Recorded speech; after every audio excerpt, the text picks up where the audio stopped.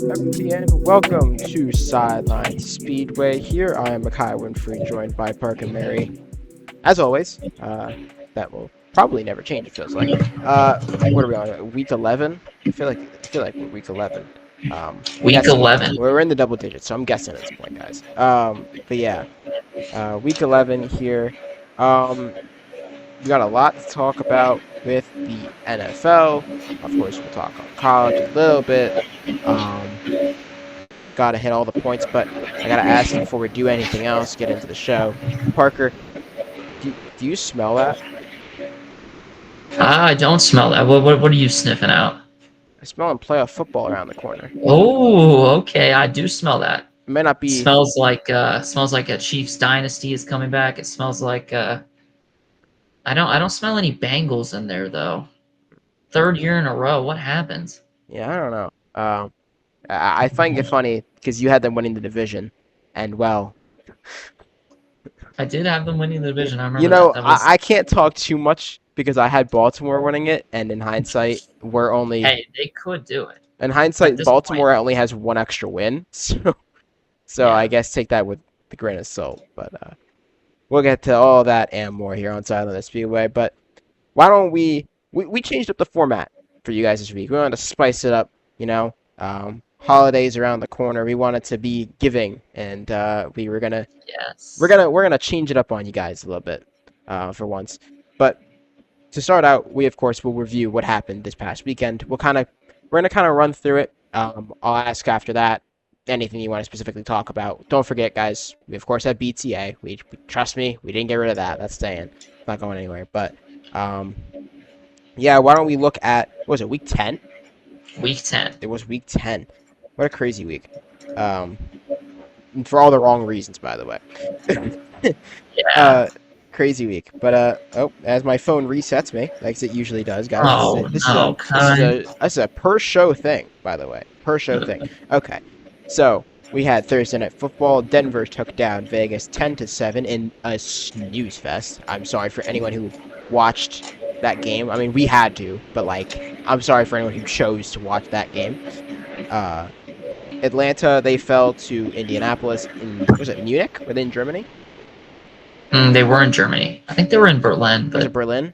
Oh, I'm not sure I exactly. don't know. Same thing, I feel like. Yeah, At least for it's football. across seas, so Yeah, for football, it's the same thing.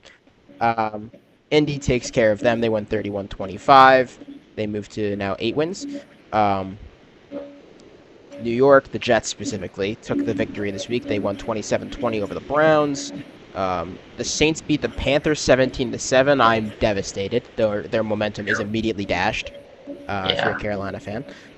New England, they beat Tampa Bay 26-23. That score is not necessarily indicative of how the end of that game went. We'll get to that in a little bit. The Ravens took care of the Vikings 27-19. The Dolphins beat the Bills 30-13. I'm sure we'll talk about that. The Bears beat the Giants 24-20 on yet another game-winning drive for Caleb Williams, starting to come out on his own. The Texans, they came back and beat the Jaguars 36-29. The Cardinals took a tremendous L to the Seahawks, 44-22. I'm sure you're happy about that one.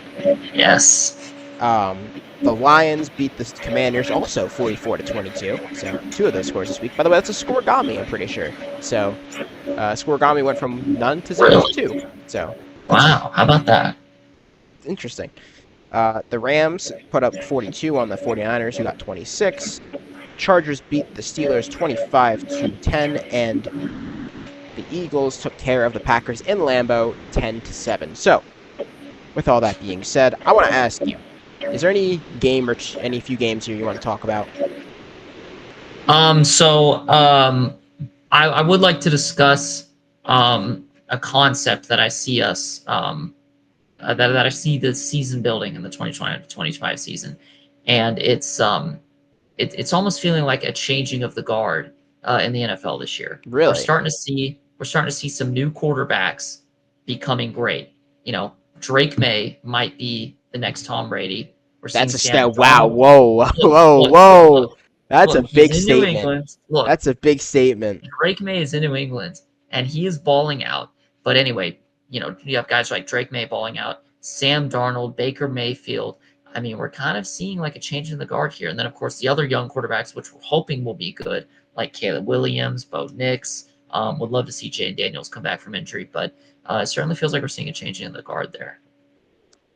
Yeah, I mean, you talked about all those quarterbacks. Of course, we have to see, Dart, how he pans out, how Cam Ward will pan out, Tyler's show. No. But yeah, I'm not, he's not bad. I'm teasing, of course. But yeah, I know, it's interesting. I'm just curious to see, if some of these quarterbacks are going to kind of equal out to what we have now. I mean, it feels weird to say, but Mahomes been in the league for nearly 10 years. Allen's in his 7th or 8th year. Lamar, same thing. I mean, Jared Goff's in his 10th season, I'm pretty sure. Like, so these guys have been around. Matt Stafford, almost 20 years. So I think 17 right now, 17 or 18. So Long long time. time. Long time. But yeah, I mean, we'll see how those quarterbacks pan out. I thought it was interesting, watching that game. I wanted to start with that, actually. The New England versus Tampa Bay game. So that score is a 3-point win, but that was not a 3-point game. Basically, the Patriots were up 20. I think it was, what was it, 20-13, maybe 20-17. I don't even remember they were up a weird amount, in like the fourth quarter, and then the Bucks on a attempted, or excuse me, the Patriots went 28-3. I said 26. The Patriots were up at, like, I think 22-17 was the score. Yeah, it was 22-17. Thank you. Because a field goal would have put them up 8. Yes. So, what ended up happening was the Bucks on a attempted game-winning drive couldn't really get down the field, and then the Patriots, we were like, the Bucks just needed to stop the Patriots' run game at that point in the game, and then they just didn't. And it's weird because that's one of the better run defenses in the league. But Trayvon Henderson just took off 69 yards to the house. I thought it was funny. I watched during that play. He looks to the side at Mike Vrabel. He's like, "Do I run it in? Do I run it in?" And he's like, "Yeah. Run it in. Run it in." Look, that's smart right there. He wanted to make sure he knew what was up. And yeah, I think the game was, and then at that point, the Patriots went up 28-17. They made it a 2-score game. Of course, the Bucks went down and scored a garbage time touchdown, but at that point, they would have needed an onside kick to get the ball back. So the game was close throughout, but in the fourth quarter, the common theme was the Patriots outplaying the Bucks. And another thing that I want to add on is the Patriots drove down to the goal line, and then Drake May threw a very uncharacteristic interception for him this season. He just threw it straight into coverage in the back of the end zone. It was picked off.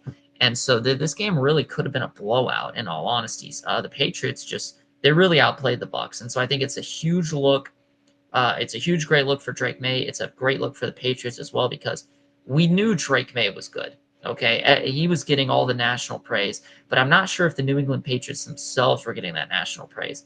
But for them to go out and completely outplay a top team like the Bucks, I think that's finally going to give them the praise. And I truly believe they've established themselves as a top 5 team. I'd like to note, but I don't want to skip over this. We talk about the team as a whole, and we always talk about May. We talk about Vrabel. We don't talk about Christian Gonzalez on the defense. Oh my, he is a top 5 corner, and he's inside the top 3 if you ask me. He has really changed the defensive back group over there. He has held down every receiver pretty much that's come his way. I'd like to give him some praise. Maybe not as high as Pat Surtain in my rankings, but he comes pretty close. So if he could stay on the field more, he'll be lethal for them.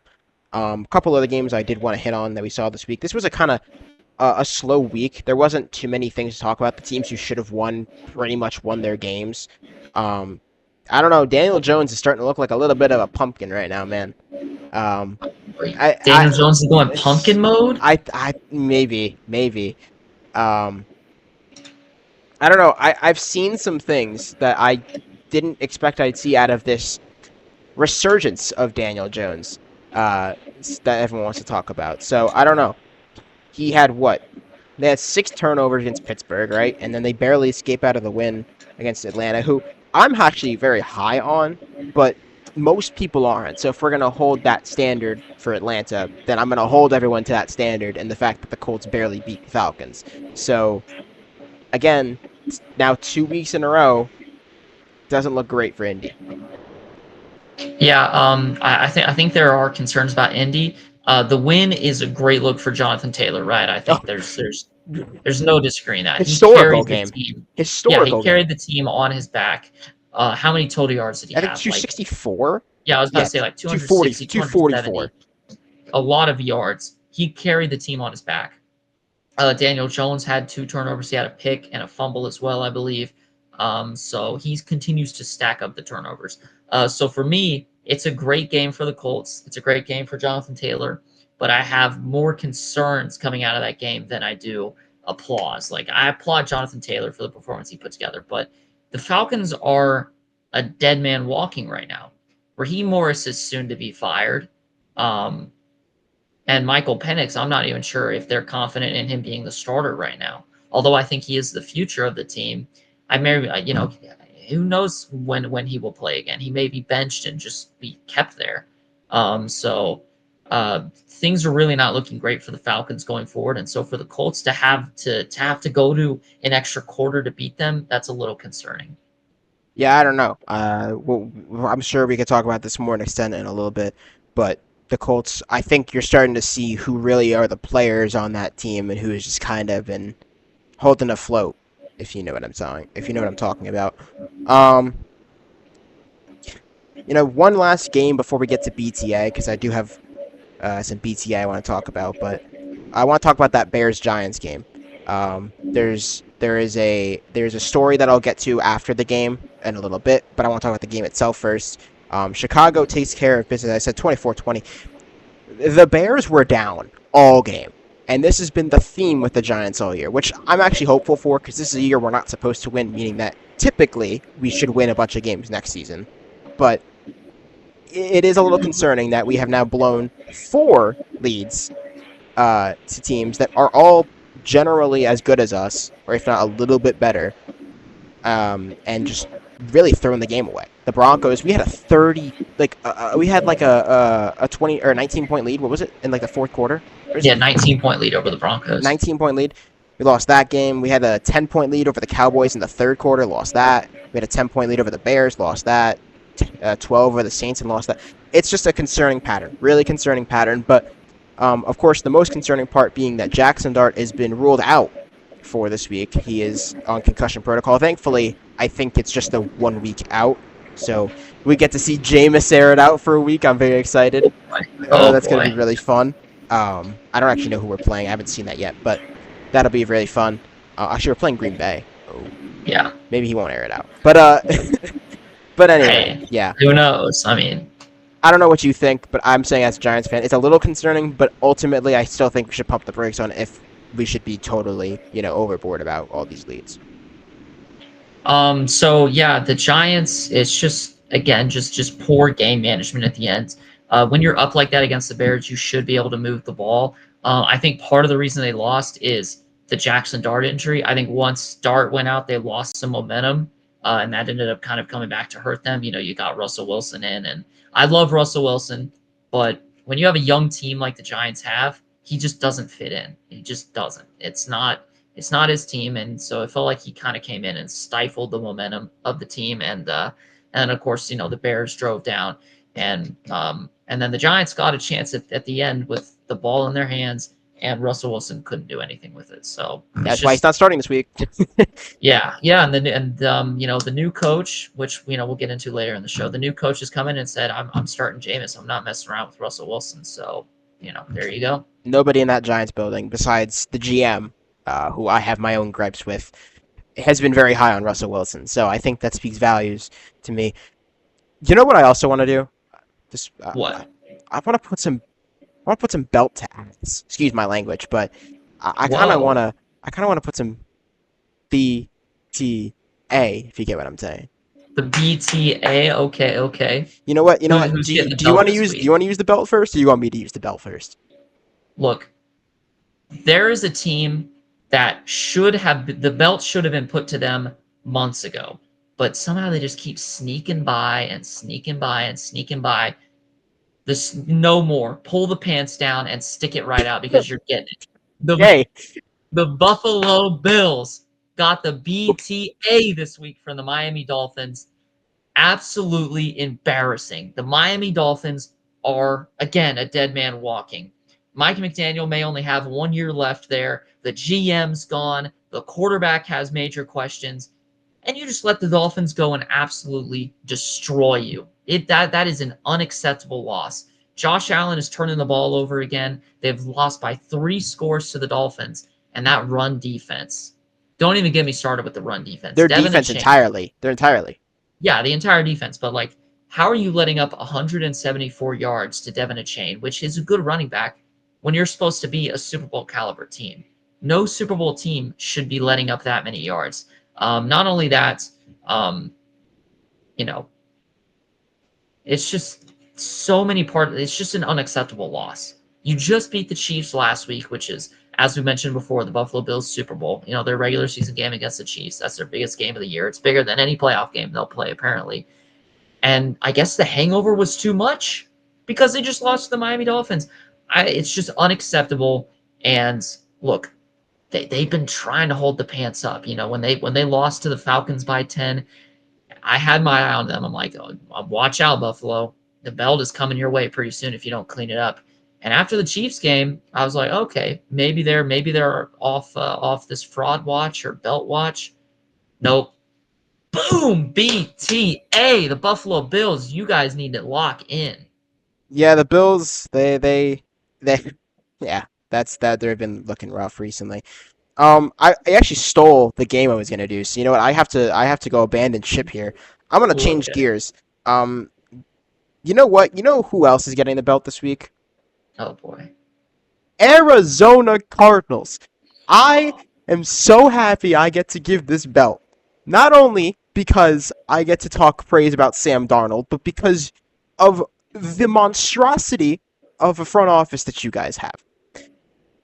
You guys were on a ride, like a wave of momentum. You beat Dallas pretty well. And like you're on a high streak, and everyone was like, "Oh, the Cardinals, maybe they're back." Jacoby Brissett just showed you why he's not a starting quarterback in this game particularly. They were down. Was it 38-0 at one point? I think They so. were down 35 to nothing and 35 then nothing. 38-7. 38-7. Unacceptable. And this was in the first half. This was not like by the fourth quarter. No, in the first half of the game. This is unacceptable. Like the fact they put up 22 is beyond me. I don't know how they did that. Oh, Um, this team just looks lost. They like I know we all talk about Kyler wasn't a leader. Kyler wasn't a leader. I'll get to him later, but you want to talk about leadership? Somebody should have stepped up on this team and been the leader to be like, hey, we're getting our ass handed to us. I kind of need to be the guy to lock in here, and nobody was that. So I don't know. Seattle ran, passed, did anything they wanted. It's funny to me because as a fantasy owner, Sam Darnold gave me 20 points. So I mean, he didn't even have like a fantastic game, but it doesn't matter because the he Seahawks didn't still need to. gave the Cardinals BTA. Oh yeah. Back-to-back weeks for Seattle. Let's go. I can't believe this is my life right now. I used to pray for times like these. Okay, so now that the belt has been put away, I do want to discuss the Arizona Cardinals a little bit with what you mentioned. So you talked about how the Arizona Cardinals were riding a hot streak, right? They were riding all the momentum. Who gave them that momentum? It wasn't Okay, Kyler Murray, I'll listen, tell you that but much. here's the thing. This is a known thing in the NFL. So you could talk about almost any backup. They come in and they have a couple good games, right? Because they've been sitting waiting for this opportunity and like they have a chip on their shoulder, right? That's the reason they're the backup because they play well under pressure because they have to. It's their job. The difference is when they become a starter, and you see this time and time again, they don't have that chip on their shoulder anymore because they're like, oh, well, I'm the starting quarterback. I mean, if I get hurt, if this happens, I'm fine, right? That's not the case. It's just not how it works in pro sports. But because they're a backup and you finally get to this moment, you're like so wowed by the fact you're starting, you forget that your job can get taken too, like how you just took the previous person's. Jacoby Brissett, I'm not saying he's on a huge ego boost right now or anything like that. That's not, he's a very humble guy. I'm not saying that at all. But what I'm saying is it's normal for a backup to have a couple good games come into the system and be like, oh wow, he's playing really well. Let's put him in and start him. And then this happens because when you find out that a team is game planning for you now, It's different. That's why Jacoby hasn't worked as a starter before, and I don't think he will ever, to be honest. So that's why that's the difference between when a backup comes in and somebody just starts the season like that. That's why everyone's like, I don't want to roll with Jacoby Brissett. That's why. That's why Cardinals fans specifically are saying that. Cardinals fans have been more vocal about how they didn't like this than anybody, actually. They were all like, just blow it up, let Kyler finish the season, and then just get rid of him. That's what everyone was saying. But we're here now, so they have to finish this with Jacoby because they've basically dumped Kyler to the curb. Yeah, I mean, I actually don't think Jacoby, and that's going to sound insane, I don't think Jacoby Brissett played that bad on Sunday. I don't think he played an awful game. He didn't throw an interception. He did have 2 turnovers, but the 2 turnovers were Seattle being a major blitz and Arizona didn't pick it up, and then Jacoby got hit while throwing. So it almost feels like, in a way, the loss was more on the offensive line not being able to pick up. Look, they're facing the best pass rush team in the NFL right now. The Seahawks generate incredible pressure week after week against every offensive line, and it just didn't seem like the Cardinals were So ready. you know what's funny about that, though? How did Kyler do against that? When he played him, he didn't do that good either. But what was the difference in the 2 games? They lost by 3, but Kyler had 2 interceptions. Yes, but what were those 2 interceptions caused by? We talked about this. Oh no! No! I want you to answer this question. No. Answer this question. Well, at least one of them. What was at least one of them caused by? One was caused by Harrison, but the other was Kyler Murray. Regardless, notice how they still only lost by 3 and had a chance to win the game. Because Kyler can, whatever you want to talk about him, keep the Cardinals in the game. When was the last time that they got genuinely just blown out, like to your memory, in every aspect, with him leading? Like, just genuinely. I would have to look at. I don't remember teams' blowouts, but I'm sure they've had one this year where they got blown out. I don't think so. I don't think they got blown out at all. If not this year, they definitely had one last year. Whatever. But, my point being something that I do want to mention. Go. Oh, okay. No. Go ahead. So here's the reason I don't agree with your take. The Arizona Cardinals, the week that they lost to the Seahawks by 3, put up 20 points. This week, in the blowout, they put up more points than that. They put up 22 points. And Jacoby Brissett had better statistics than Kyler Murray in this past week's game than that game. I just think the big difference, the reason that they were so close to Seattle, is because Seattle's offense did nothing in the second half. They were awful. It was a blowout in the first half, and then in the second half, they had a missed field goal. They couldn't run the ball at all. It was just a complete offensive meltdown. And so the Cardinals put up more points this last Sunday with Brissett, who had a better stat line than Kyler Murray, who put up less points and had a worse stat line. But when you look, you can look at the stat line all you want. But what I'm saying is, if you look at how they play, look at who. Okay, let's play a little game here. Real quick game. Who creates more plays between Kyler and Jacoby Brissett? Just overall, everything included. Who creates more plays? Who creates more plays? Who creates more plays? I would say it's pretty even. If you had to pick. And can create more on the ground, but I trust Brissett more through the air. Who do you think creates more plays? Just pick one. I think they're just pick one. Yeah, I think they're. If I had to pick one, I would go Jacoby Brissett, just because I don't think he's going to have as many turnovers. Who do you think is the better player? Kyler Murray's a better player, but Brissett's better right now. Who do you think on most teams would be better right now? Jacoby Brissett. You think Jacoby Brissett would be better on most teams in the NFL right now? If I just, let's say every quarterback was gone and you had to pick either Jacoby or Kyler at one, you're telling me you'd pick Jacoby 8 times out of 10. I would say that I would pick Jacoby on most teams because most teams have pocket passers. But if Kyler goes to a team like the Ravens or a team like that where they let their quarterback run wild, I think he would thrive. Problem is that the Cardinals want a pocket passer and Kyler Murray is not a pocket passer. Okay. So then here's my biggest thing with this entire Kyler Murray saga that's been going on, right? Kyler has been forever since that 2021 playoff season that they had, and then they got eliminated by the Rams, right? Who eventually went on to win the Super Bowl. You know what's always been the critique It's always been, oh, Kyler this, Kyler that. And, well, yes, I'm a huge Kyler defender, of course, but I know that he has his problems. He's not the greatest leader. He's obviously undersized, and he, quite frankly, doesn't see over the middle of the field that well. I know. I'm aware of these flaws. That's why he's not a top 5 to 10 quarterback. But what was the main characteristic that he could do before he got injured in 22? He could run around. He would make plays. He would still look down the field. He got one injury and he got hurt and he doesn't, I don't want to say scared, but he changed how he plays. And that's fine, but it doesn't work in Arizona, of course, as we're now seeing, because the team has taken a step back with him. I think if you put Kyler on, I'm just guesstimating here, about 16 to 18 teams, he'd be the better quarterback than the quarterback they have right now, just for that team.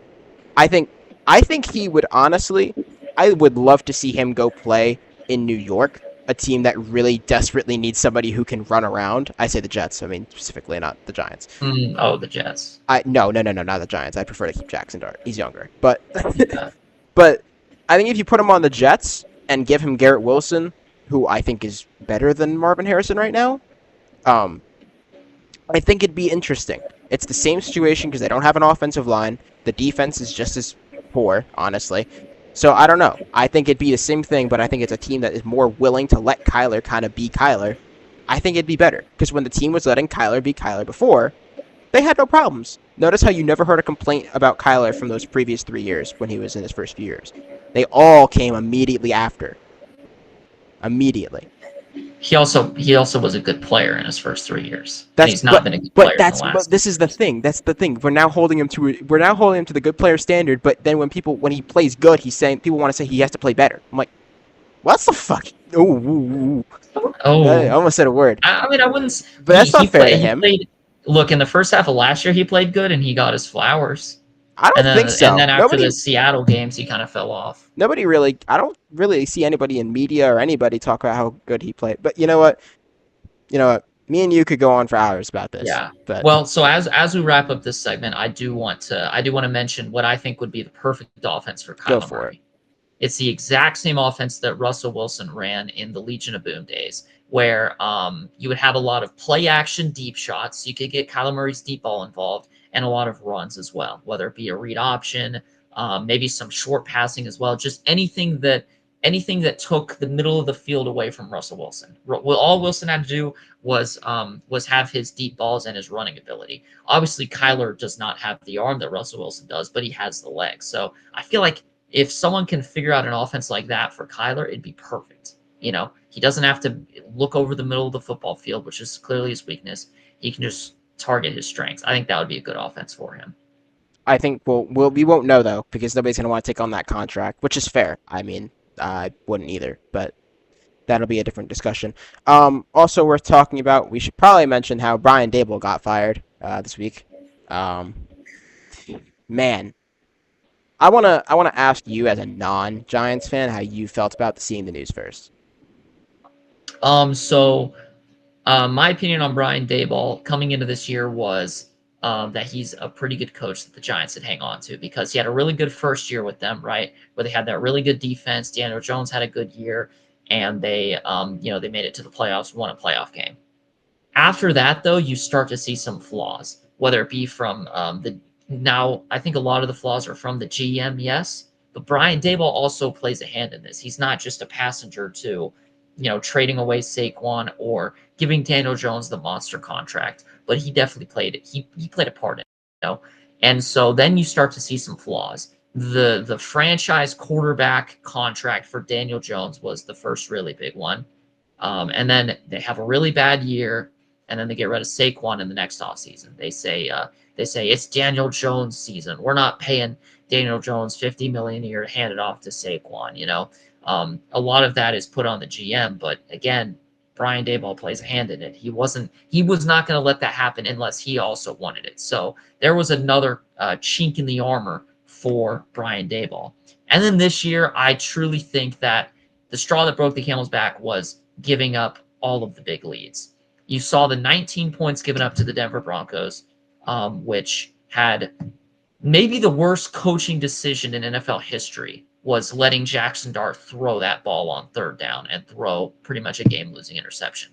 That I can't even describe how bad that is. Just run the ball and the game's basically over. Run it up the mid. I could go on for hours about how Still ridiculous has that is. Scatterboo at this point, by the way. Yeah, this is Scatterboo. Just run the ball up the middle. Best case scenario, you get a first down. Worst case scenario, you punt with like no time on the clock. So it just and you have a big lead as well. It doesn't. However much time they have left, you still have a two-score advantage. So it makes no sense to me why they threw that football. And you're putting all that on the rookie Jackson Dart. Like, what are we doing? And then of course against the Bears, which I think was a little more out of his control because of the Jackson Dart injury. But again, you blew another lead. It's just a little too much. You have the greatness he had in the first year. It's kind of like a scale, right? You It's have just this is the 2022 on greatness, one end of it. Yeah. And the greatness has outweighed it for most of the time, and then it but went. slowly over time, the other side continues, and boom, now the scale is tipped. I don't know. I mean, I think here's my thoughts as someone who watches Giants football weekly. We should not have fired him until after the season. I think so, at least if we were going to, because I think Jackson Dart having consistent coaching for his rookie year would have been perfect. Because say what you want about Dable as a play caller and all that stuff, Jackson Dart loved Dable, and Dable loved having Jackson Dart. It was a combo that worked. The players liked Dable. Most of the coaching staff liked Dable. Dable was a likable personality in New York, which is the one thing, right? I don't get that vibe from the GM. I don't. It's the very that's the big difference. Notice how all of the players who the GM drafted were not players that have panned out. Brian Dable did not pick up Evan Neal. Let's just remember this. Evan Neal, the historic offensive line top 5 draft bust, was not picked up by Brian Dable. You know who was picked up by Brian Dable? Jackson Dart. You know who was picked up by Brian Dable? Cam Scatterboo. These players who are performing for us, time and time again, have been drafted by Brian Dable. He knows talent when he sees it. Yes, maybe he's not the greatest play caller. Maybe he should have been demoted to an offensive coordinator again. I could say that would be perfectly fine. But he's not the full problem. He's by far, he was not the main person who should have been fired. The GM should have went first, and if we still stunk, fine. I see the understanding. But I think at least let Dart finish his rookie year with the same coach, because changing it mid-year is not good for a rookie. That's my thoughts on that. Yeah, I mean, I definitely see that side. I think it's tough because if you know you're going to fire Brian Daboll, I feel like it's harder to continue building that connection between Dart and Daboll and then cutting it at the end of the year. So if I feel like if there is a time to fire Daboll, the earlier the better, in my opinion. Because if you're not going to keep him past the season, why keep him for one more week or 2 more weeks? I would have kept him for next year too, personally. But yeah, I mean that's the thing. I feel like the best decision would have been to give Daboll a year or two with Jackson Dart. It's just so tough because the New York Giants are a big market team. They don't have time to mess around for a couple of years. And so to me, I would have liked to see Daboll get more time. But again, just the bad decisions, the bad game management, it just became too much. And but I think I do agree a little bit. I would have liked to see him get a full year with Dart and Scatterboo, because that's another problem is they started off the year with Russell Wilson. It wasn't until 5 games in that they gave Dart the keys. 4 or 5 games in, they gave him the keys to the car. So I feel like it was a little late at that point. yeah, we had Dart and Scatterboo together for 4 weeks or 5 weeks. That's not enough of a sample size for me to be like they played great, but I would have wanted to see a little more, to be honest with And you. they were great during that Yeah, time. no, but, I mean, they beat the Chargers, they beat the Eagles, they should have beat the Denver Broncos. And we should have beat the Saints. Okay, how about this? And we should have beat the Saints. We should have been 4-1 that stretch. Yeah, if one of two things happened in the Broncos game, if their kicker makes oh my god, don't get me started, they win the game. If Brian Daboll runs the ball on 3rd down, they also win the game. So, like, that would have been 3 huge wins on their resume. Think about that. Eagles, Chargers, Broncos, all top 10 teams, they would have beat all of them. And we would have looked good doing it. Wouldn't have been fluky whatsoever. And all those teams put up points. It wasn't like we just beat them in a defensive slugfest. Eagles put up 17, Chargers put up 18, the Broncos put up 30, whatever it was at the end of the game. So, I mean, I don't know. And that's not an offensive team. So, I don't know. Would have been impressive wins to me, but I digress. One more thing here I want to get to before we kind of look ahead to this coming week. I mentioned it a little bit earlier. I want to talk about the Colts. We have talked at numerous occasions about how you feel and how I feel about them. You have been a little more optimistic than I have, evidently. And I kept telling you that I eventually thought this team was going to implode or fall apart or start to play poorly. Well, they are coming off a win. But did they play like a team that really was deserving of a win? Besides Jonathan Taylor, did they play like a team that deserved to win? I'm going to ask you. I think they played like a team that deserved to win, but they did not play like a top 5 team in the NFL. Do I dare see a top 10 team even? Like, besides, again, Jonathan Taylor excluded, because Taylor played like the best running back I've seen. If you exclude Taylor, obviously they played awful, but he's that's part what of the team. Well, okay, so then let me do a more fair way of this. If I take Jonathan Taylor out of that offense and just put what's a middle of the road running back to you, like a Devin Singletary. That's middle of the road for you? Well, I mean, I guess. No, here, let me give you current Alvin Kamara. I'd say he's middle of the road right now. Okay. So if I put Alvin Kamara on that offense right now, what do you think that team's record is? Oh, that team's record's like 5-4, 4-5. Like they're right. Oh no, they played 10 games, so 5-5. I think it'd be right about 500. So do you see why I think that I'm not saying the Colts are bad? I hope I'm not echoing that I think they're still a 2 or 3 win caliber team. Like no. I'm not saying that at all. But what I'm saying is they're not playing like an 8-win team. They don't carry the momentum of one. They don't look like one. They don't feel like one. Nothing about them screams 8-win team to me. If they were sitting in the 7th seed at 5-5, I'd be like, yeah, that makes sense. Because there wouldn't be like, but they're because of Jonathan Taylor playing as well as he has, and I'm giving him all the credit in the world because he's playing great.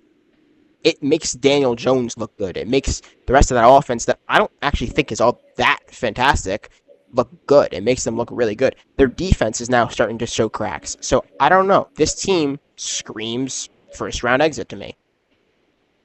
So I think the reason that I disagree with you. So I also don't think the Colts can win the Super Bowl this year. I don't, because I think you need good quarterback play to do it, and they're not getting good quarterback play. Let's just be real. Bloody mouths aside, they're the aura of that was insane. He looked like he had lipstick on. No, that's you got to admit that's awesome. I bleed for my team. Like he played through it, but it's not. It looked like visually like he had lipstick on. So.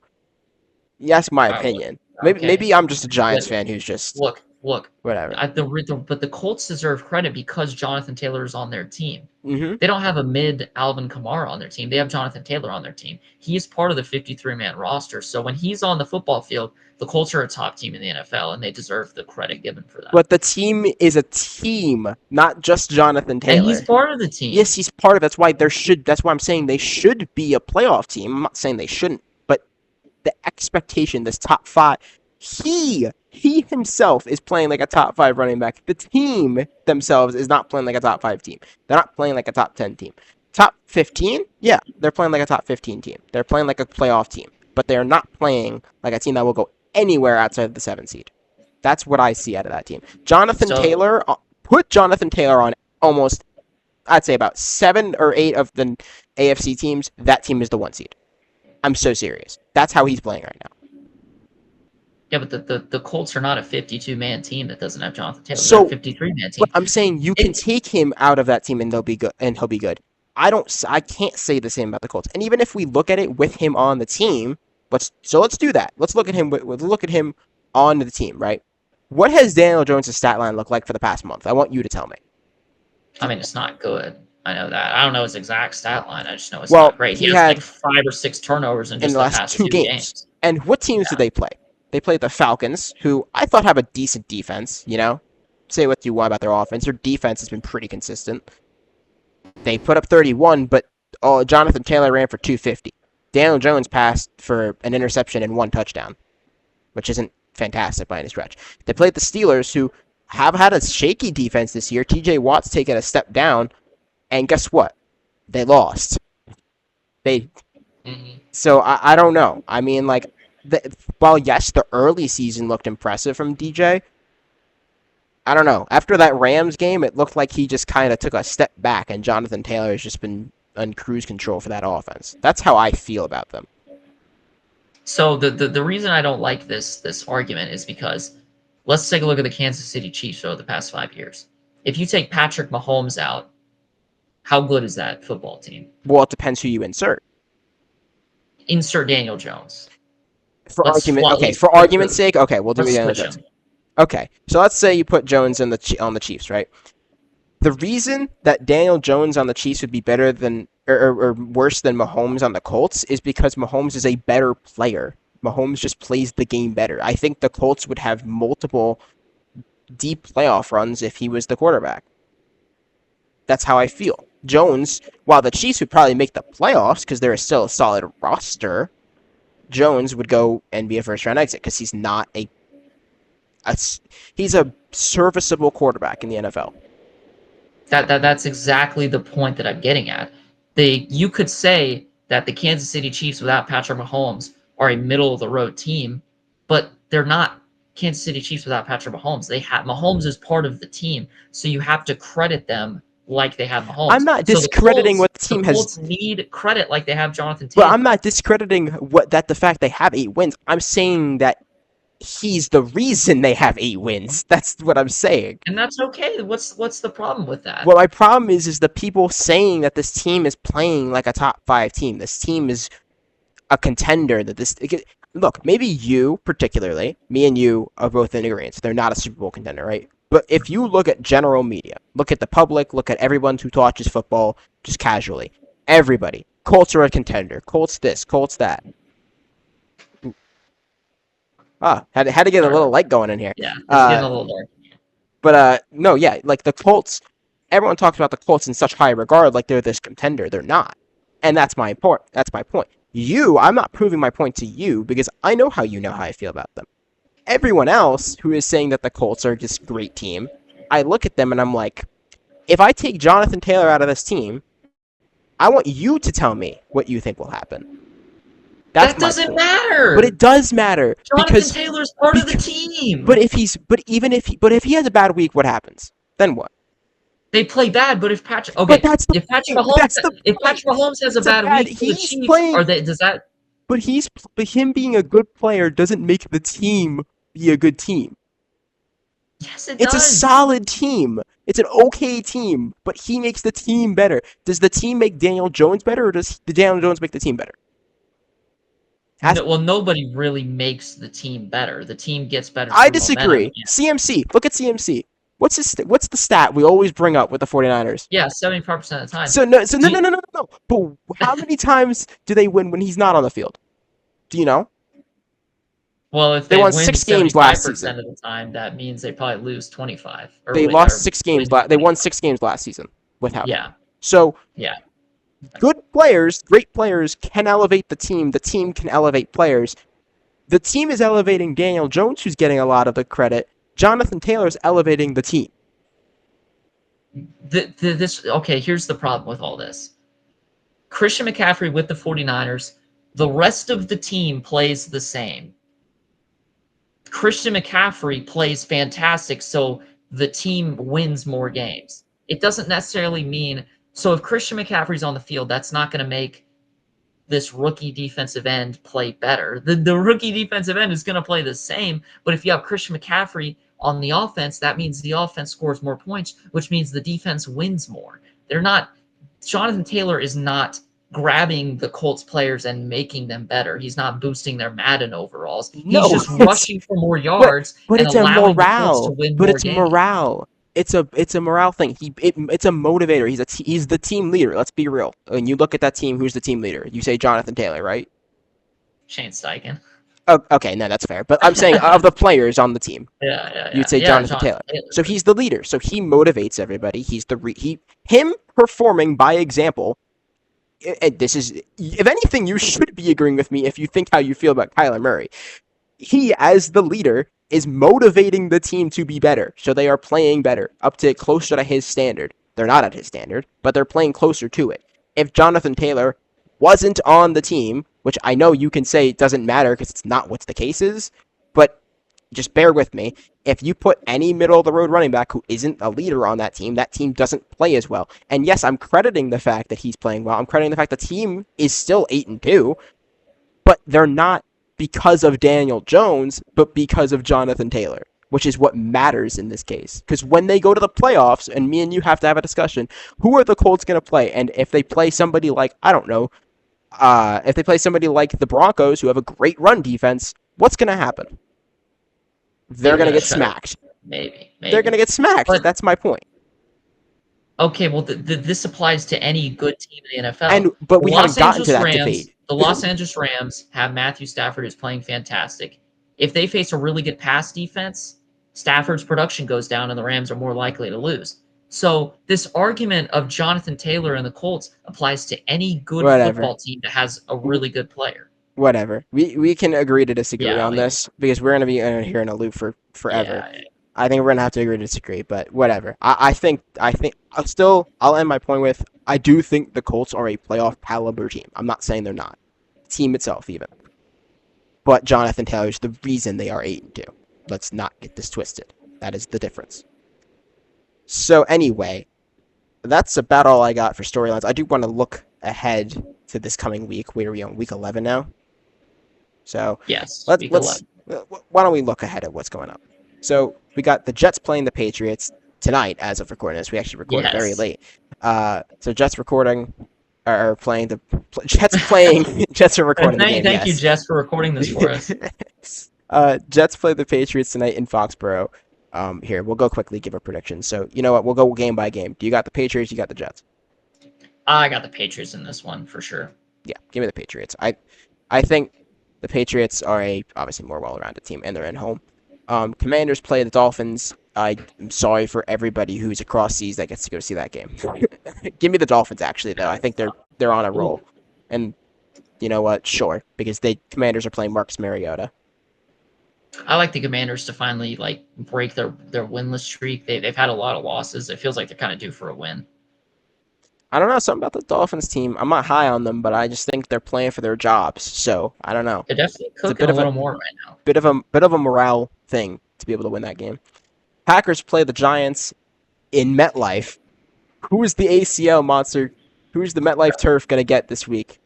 Jordan Love. Our friend in our fantasy league is named Jordan Love's ACL, and I've been waiting all season for this game because I wanted to see it. I'm not preying on an injury by any means, but I just want to. But I'm curious if he's gonna speak something into existence somehow. I hope not, but it would be quite scary. Kind of disgusting, yeah. Yeah, it'd be quite scary if he did that. But anyway, I don't think I'm not predicting an injury, and I don't think that'll happen though. So. With that being said, give me the Packers are on a bit of a losing streak. I was picking the Giants before in this game, but because they're on a losing streak, give me the Packers. I'm taking the Packers as well in this one. I think it could be an upset alert, but I like Green Bay. Texans play the Titans in Tennessee. I'm going to go with the Texans here. I'm gonna go with the Texans. I guess. Look, the Texans, I think, are actually I think they will make the playoffs this year, if I had to guess, or at least be really close to making it because they've lost a lot of close games. Their defense is playing great. They just they're right on the verge of being a 6-3 team, honestly. Yeah, they could. So I think they're a lot better than the record shows. The Panthers play the Falcons. The Falcons desperately need a win. And playing in Atlanta. I'm going to predict it. I'm going to say that happens. I'm going to give Atlanta a win this week, and this will effectively end Carolina's playoff push. Yeah, I got Atlanta in this one, too. It feels like they're due for a win. We'll see how those offenses play.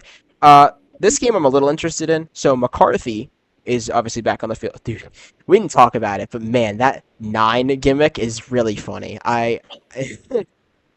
My alter ego is 9, then throws 9 interceptions. Yeah, I mean, I bet Vikings fans are punching themselves. They should have kept Sam Darnold. Yeah. Daniel Jones, either option. Nah, not Daniel Jones. I don't know, man. But either way, this looks bad for them. It also feels like a bad matchup because they won this game earlier this season, and it's hard to beat a team twice. And the Bears are on a run, so give me the Bears. Yeah, I mean, I'm honestly going to go with the Bears on this one too. They're not playing their best football right now, but I think they're playing good enough. The Bears also are going to continue to lead the division if they win this game. True, that's kind of a wild stat. Which I think it's the first time in what, No, 7 years? that's not. What? Is it? I'm Yeah. pretty sure the Lions lead it. No, the Bears lead it. What? The Bears lead the How does division. that work? They both have 3 losses, and the Lions have the head-to-head. I'm pretty sure, I'm fact checking right now, but I'm 95% sure the Bears lead the. Oh, oh my! Good thing I checked my phone in the moment of this happening. Brock Purdy is starting this week. I just saw. Wow, So Brock Purdy is starting this week. Good Wow. thing I checked while we're doing this. It's going to change things a little bit, maybe. That I mean, might you're going from it's a lateral move. Mac Jones, Brock Purdy, same quarterback. Also, Garrett Wilson's out for week 11 for what it's worth. Oh man. Sorry, I'm trying to find the standings real quick as I'm scrolling through, but don't quite know. Oh wait, I think I found them. Yes, the Bears. Oh no. Okay, I thought the Bears did. They're tied. Okay, whatever. The Bears are playing tied for the division. I think they'll win this game, trying to keep themselves tied or in the lead. Yeah, I agree. I think they win it. Chargers play the Jaguars. Man, this could actually go either way, just because both teams are very flaky. But I have more trust in the Chargers, so I'm going to do that. Yeah, I like the Chargers to win this one. It kind of feels like Jacksonville's starting a downhill slide, so give me LA in this one.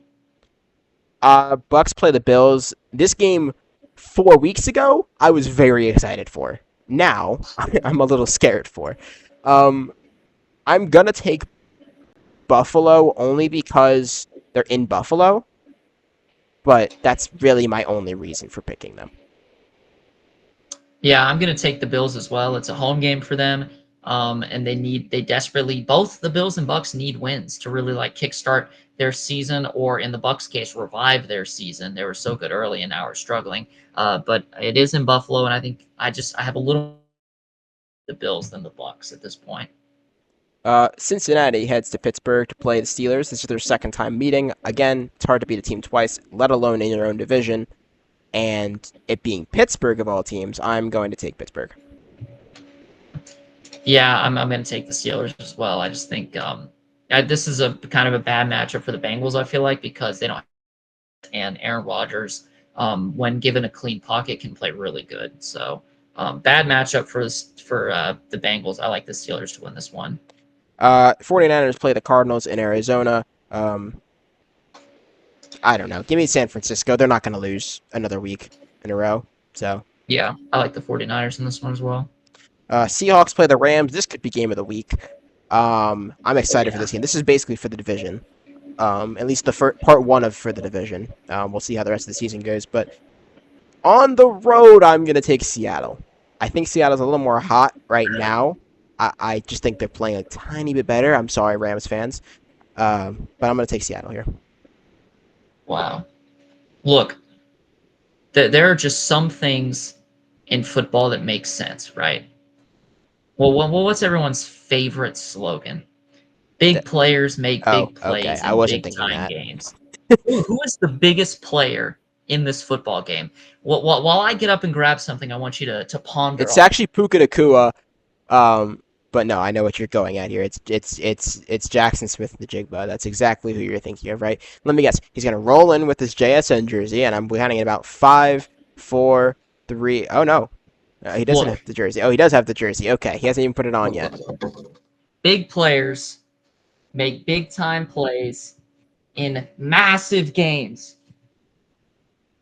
And what game is more massive than a divisional matchup between the LA Rams and the Seattle Seahawks, both at 7-2, fighting for the 1 seed, fighting for the division, the best player in this game? It's not Matthew Stafford. It's not Puka Nacua. It's Puka Nacua. It's Jackson Smith-Njigba. He's gonna come into this game. He's gonna take the reins. He's gonna fight the claws of victory, and he's gonna win, and he's gonna make history as well. Could he have 200 yards? It's all anything's possible against the Rams I'm not because predicting that. I'm not predicting that. this weekend is a weekend where history will be made. This I is not just any game. This is next level. This is legendary stuff that we're about to see out of Jackson Smith and Jigba. I Give me the Seattle Seahawks. I can't wait for you to text me on Sunday night and be like, "Damn it!" After the No, look, you cannot stop history. History is whatever, inevitable. whatever, Legends are inevitable, whatever and you we're say. watching a legend in the making right now. It's a shame that he's the worst receiver on his team. I'm straight rage bait. Straight rage bait right No, now. but okay, whatever. I actually do agree the Seahawks will win, and Sam Darnold will take the front runner for the MVP. Absolutely, I That will love happen. that as well. Wish I had a Darnold jersey, but I don't. Chiefs play Denver in Mile High. Give me the Chiefs. They desperately need to get a win on the win column. Yeah, I I also like think the that Chiefs. Broncos team is very fraudulent. Oh, it's so It's flawed. Oh so my bad. gosh, it's so We'll get flawed. to that in the coming episodes, I'm sure. Yeah, give me the Chiefs in this one. I think that they're definitely gonna win this. The Ravens play the Browns. I almost thought for a second I thought it was Sunday Night Football. I was going to be disgusted. The Ravens play the Browns in Cleveland. I think the Ravens will get the sweep here. Actually, they're on a run. They're on a run. Yeah, I like the Ravens. The momentum is rolling right now, and I like them over Cleveland. Detroit plays Philadelphia. This is Sunday Night Football. I'm going to take Detroit because they need to win, and Philadelphia can afford the loss. I feel like Yeah, it's it's kind of the in logic. Philly. It's in Philly. I like the Eagles to win this one just because I think they're playing a little bit better right now. But I think it could go either way, honestly. I think the division for the North will stay tied. Is more of my thought process here, so I'm going to go Detroit because I know Chicago and Detroit play each other fairly soon. I'm pretty sure, so I'm Yeah. just saying. Uh, and then, why is this a primetime game? I want you to tell me why this is a primetime game. I don't Dallas know heads to why it's a Vegas primetime game. to play for I the don't know. Cowboys versus the Raiders. Look, here, we're just gonna while I talk about the game, I'm just gonna have the Jigba jersey in view because this is a much more pleasant thing to watch than the Cowboys and Raiders play. But anyway, yeah, this is kind of an ugly game. I like Dallas to win it just because I think they're a better overall team. But watch for Geno Smith to finally ball out playing this very poor Cowboys defense. Yeah, give me Dallas. I don't know. They're just better, straight up, and they need a win. Yeah, for sure. For sure. So that'll be wrapping up predictions this week. Do you have anything else, NFL wise? No, that's it. Just remember, everybody, there's a certain point on history's timeline. I think we could call it BJSN, before JSN's Oh breakout, my God. after JSN. Right now, we're living in the BJSN timeline, but after this Sunday, we're going to be in AJSN after the JSN breakout because, look, you can't stop legends. Okay, Seahawks haters think they can stop it, but it's happening. This is the week that You he know, not only breaks out of his shell, he's already broken out into a great receiver, but he's going to break out into a legend. I can't wait for next year when we bring Nick Saban out of retirement and he comes to the NFL and he starts coaching Jackson Dart and he starts throwing for 5,000 yards. I can't wait for all this stuff. No, What? that's not happening. I'm wishful thinking. It won't happen. We're currently living in the BJD before Jackson Dart's legendary run. These things are just not catching on. I hope you know. Like this is not a Things bit that's don't gonna get exist. going. Whatever. Speaking of, I mentioned Nick Saban. I want to go to college real quickly here. Of course, as we typically like to talk about at the end of our shows. Was there any games this past week that caught your attention? In terms of college football, anything that caught my eye this past weekend, I think there was a couple kind of thrilling games. We saw Vanderbilt win in overtime against Auburn. But one of the biggest games to me was Texas Tech kind of putting the belt to the rear behind of BYU. I didn't Yeah, that really was expect that. surprising. I kind of thought, I think we both picked BYU in Yes, that one. we I both think we picked both BYU. kind of thought BYU was like a legitimate team, and they're still legitimate, but you'd like to see them hang in more with their Big 12 opponent like that. So that one was kind of disappointing to see. I really expected more out of them. But maybe the biggest game of the week. And do you need a box? You might need a box of tissues for this one. But Yo, the Indiana Penn State. leave me be, man. Like, Look, coming into this week, Indiana, Penn State, such a hyped up game. You have two top Big Ten team. Well, sorry. This Oh, bit, that's right. Penn this State's is not awful. I a forgot bit. about This them. is not a Sorry, bit. sorry. This is not a bit. You would have a better bit if you just said that Indiana is trying to catch Ohio State and who can beat Penn State worse. That you would have had a better bit saying that. Whatever. It's Ohio not a State. bit though. I genuinely just I don't know why I thought Penn State was really good. They were Ohio supposed to be State. good coming into this year. They were Ohio, supposed to be like the number Ohio two. State beat us better, meaning or so that they're a better team. Whatever. That's my logic right now. Okay. Yes, Indiana got the win. That was a phenomenal catch, by the way. I do need to give it credit. That Oh was yeah, insane. unbelievable. Um, no. And might I mention, it's the second best toe drag we've ever seen in college football. The first was obviously Yes. the Okay. Yes. JSN Yes. catch, Yeah. Okay. but Whatever. Have we, your we you and your boyfriend over there can. I you don't have to look. I admit don't. though that is the JSN No, it catch was a was great insane. catch, but I mean, of course Like, you'd bring it up. the I don't glaze judge, is man. I insane. really don't. Anyway, a couple of upsets happened this week. Wake Forest beat Virginia. Wow.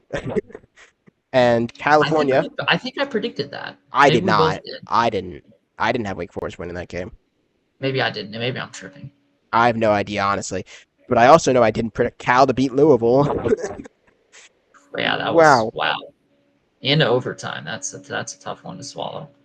You know, I've never seen. This is gonna kind of a good segue here for me. I've never seen a team in a loss get ranked as higher than they were before the loss because of who they lost to. It's funny to me. I'm talking about Iowa. I'll get to them in a moment because I'm going to read the rankings right here. But let's see. You correct me, as always, if there's anything you disagree with in this case. Ohio State's 1, Indiana 2. It's been like that for like 5 weeks now. Texas A&M at 3, Alabama at 4, Georgia at 5. I would swap Georgia and Bama if it was me personally, but I know that Bama has the head-to-head win, so that's why they're ahead.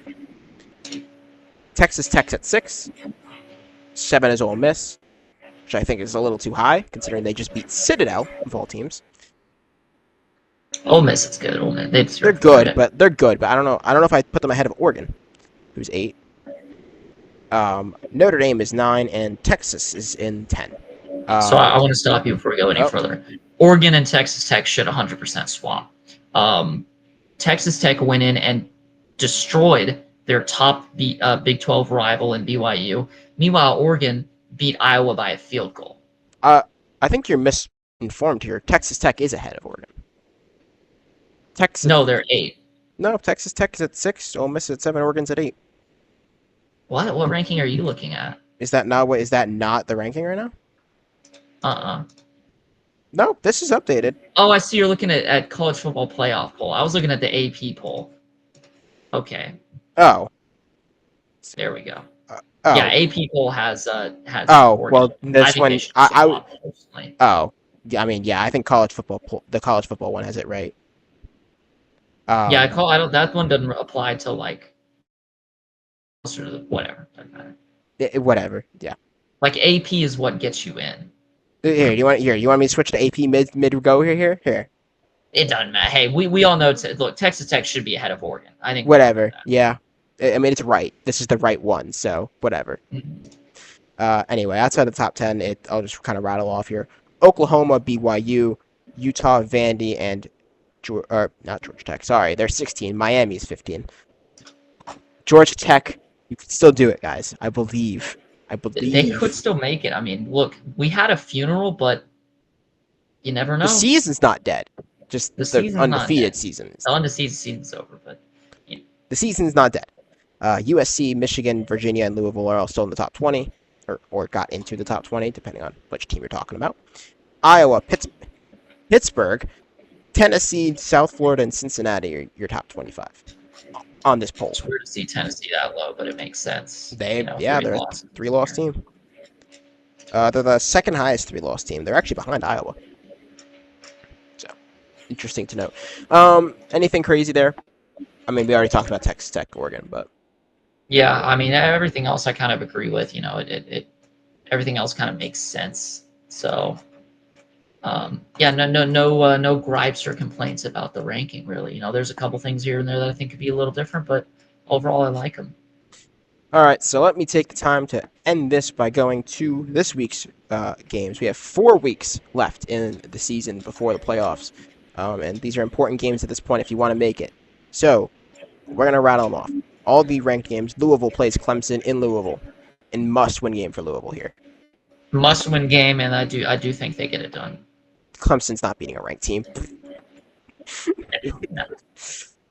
You remember when everyone had them in their playoffs? I had them as like the 2 seed or I think something. you had them really high. I think I had them in the top 12, but I don't think I had them in the 2. They're definitely in your playoff. They were in my playoffs. I think I had them at like.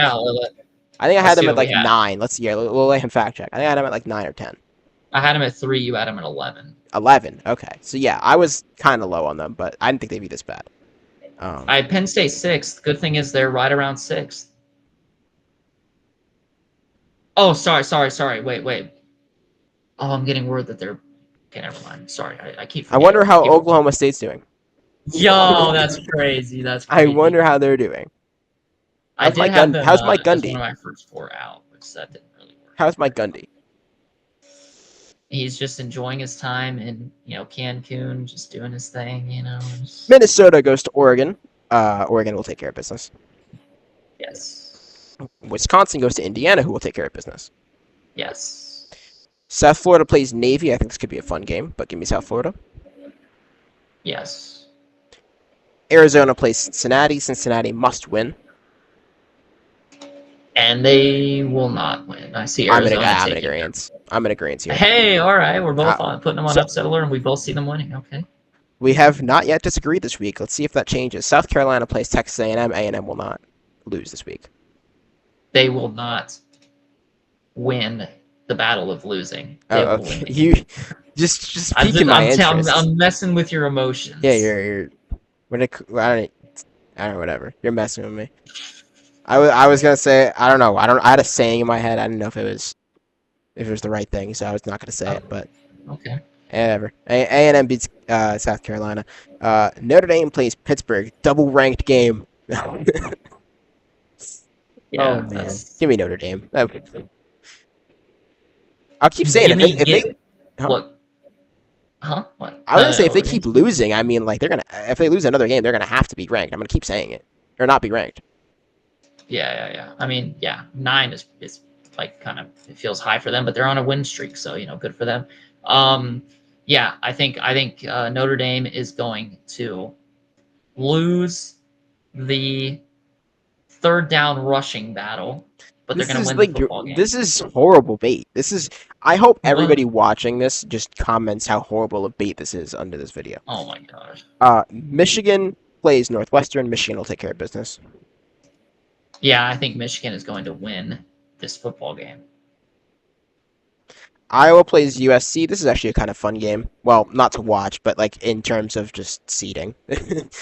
I'm gonna take USC though. They're better than Iowa. You know what? Iowa's coming in with a wave of momentum, an injection into their arm from a near win against Oregon. I think they're gonna pick this one up on the road against USC. It's just a far travel for me. I think this is just a little bit much.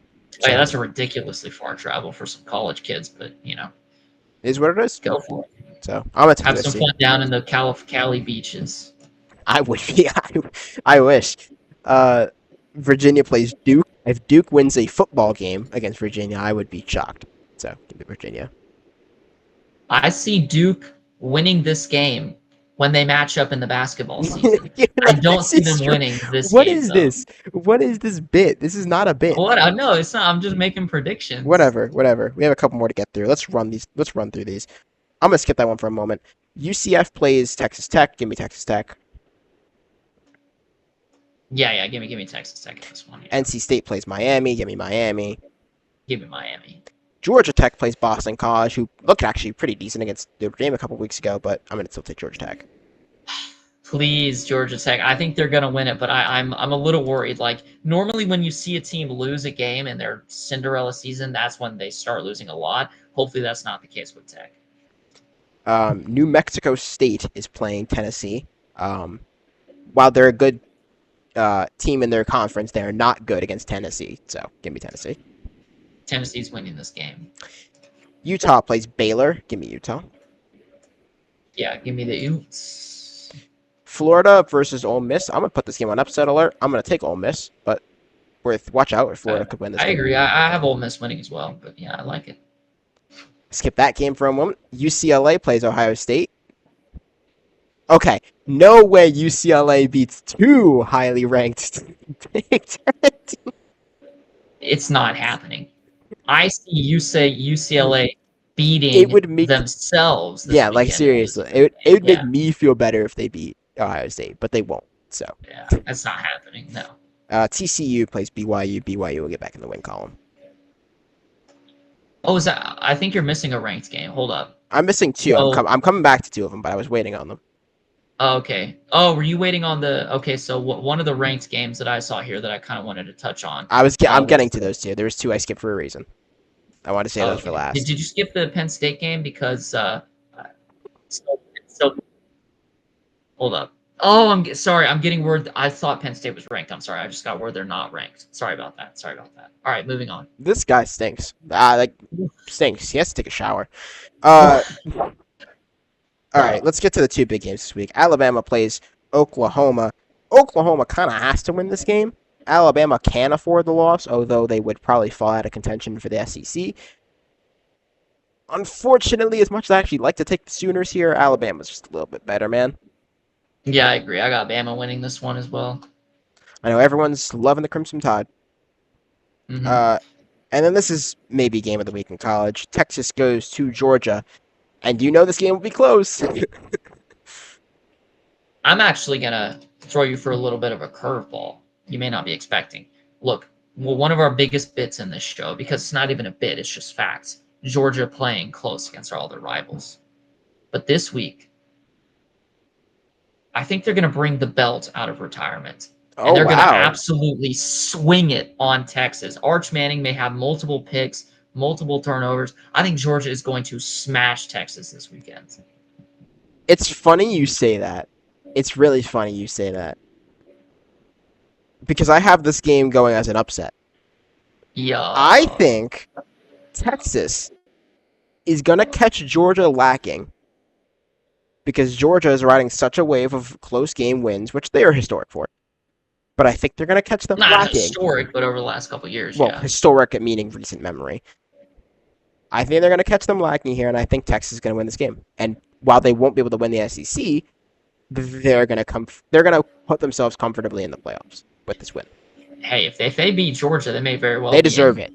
SEC contention. Because think about this. If Oklahoma beats Alabama, then it's all of a sudden it's a two-loss race. You're second. Yeah. You're second to A&M at that point. And A&M is gonna get there because I don't think A&M plays anybody really competitive, right? Yeah, they're still undefeated. So, actually, they'd be third because Ole Miss is there. So maybe Ole Miss. Well, that Ole Miss could also lose. Florida's a team that could easily beat them. Well, not easily, but you know what I'm saying. All right. There's a world where Texas could be second in the SEC coming out of this weekend. Imagine how crazy that is. Technically, they could be first. Technically, they can't be first. Well, they can't jump Tech. They won't in the standings, but they could in the rankings. Theoretically, they wouldn't. But I'm just saying, in theory, they could. It's possible. If Texas Tech loses by like 90 or something, maybe. If South Carolina is scrappy enough, maybe for 1 week. We'll see. But with that, I got nothing else for this episode. You done here? You know, it's kind of crazy because I was just thinking a couple minutes ago. This is our last episode in the BJSN timeline. Think about that. The next time we record an episode, we're going to be in the AJSN. Think about that. That's crazy to like actually process where we are in history right now. Are you feeling it?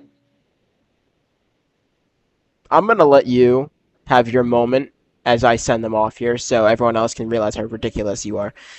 Thank you guys so much for joining us on Sideline the Speedway. This is episode 11. I was confirmed to. We got JSN Fanboy right here in front of us. So that will do it for me. That will do it for him. And we hope to see you guys next week for week 12 of the NFL show. Thank you guys. Thank you guys.